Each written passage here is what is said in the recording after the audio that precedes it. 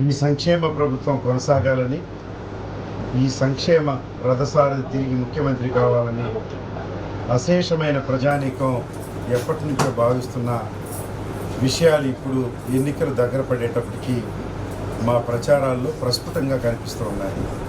ఎక్కడ చూసినా తండోపతండాలుగా ప్రజానీకం నాలాంటి కొత్త అభ్యర్థులకే వస్తున్నారంటే పార్టీలో సీనియర్ నాయకులకు, అదే జగన్మోహన్ రెడ్డి గారి పర్యటనలో మరి ముఖ్యంగా మహిళలు తండోపతండాలుగా వస్తున్న తీరు చూస్తే వైఎస్ఆర్ కాంగ్రెస్ పార్టీ 100కి 175 గెలిచే అవకాశాలు ఉన్నాయని జగన్మోహన్ రెడ్డి గారు అన్నట్టు వైనాట్ 175 నిజం కాబోతుందనేటువంటి విషయం ప్రస్ఫుటంగా కనిపించడంలో ప్రతిపక్షాలు గందరగోళంలో పడటమే కాకుండా దీన్ని ఎలాగోలా అడ్డుకోవాలని అడ్డదోవల ద్వారా, అక్రమాల ద్వారా, దాడులు చేయడం ద్వారా, పుకార్లు లేపడం ద్వారా కార్యక్రమాన్ని బిగించేసే విక్కిలి ఆందోళనగా ఉన్నాయి.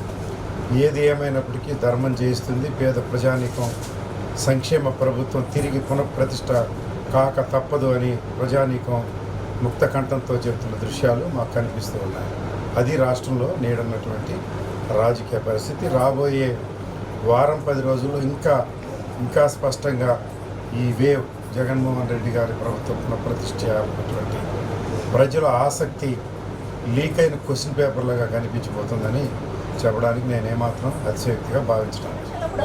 ఈ ఎన్నికల్లో గెలిస్తే నేను అవినీతి లేని నిబద్ధత గల ప్రభుత్వం నడుపుతానని నేను తల్లి మీద ఒట్టేసి ప్రతి బహిరంగ సభలో చెబుతున్నా. రాబోయే రోజుల్లో ఆ పాలన మీరు చూడబోతున్నారు. జరిగిన గతంగా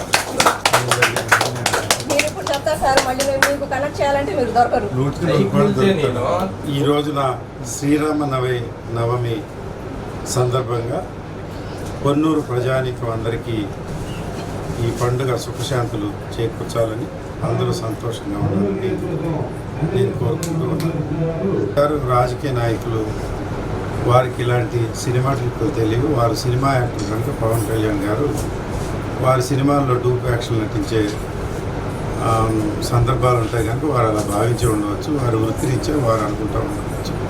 కానీ అది నిజంగా సంభవించిన ఘటన. ఏ వ్యక్తి కూడా తన మీద తాను దాడి చేయించుకుని కన్ను పోగొట్టుకునే దానికో, ప్రాణం పోగొట్టుకునే దానికో పురిగొల్పుతారని నేను అనుకోను. సినిమాల్లో డూప్లో నటించేటప్పుడు హీరోకి టచ్ కాకుండా దూరం నుంచి జరిగే సంఘటనలు డూప్గా ఉంటాయి. బాడీ టచ్ అయిందంటే దానిలో డూప్ ఉందో లేదో సినిమాట్లుగా వారికి కూడా కొంత అవగాహన ఉంటుంది. అందువల్ల అలాంటి అసందర్భ ప్రలాపంలో వారికి మంచిది కాదని నేను వారికి మనవి చేస్తున్నాను.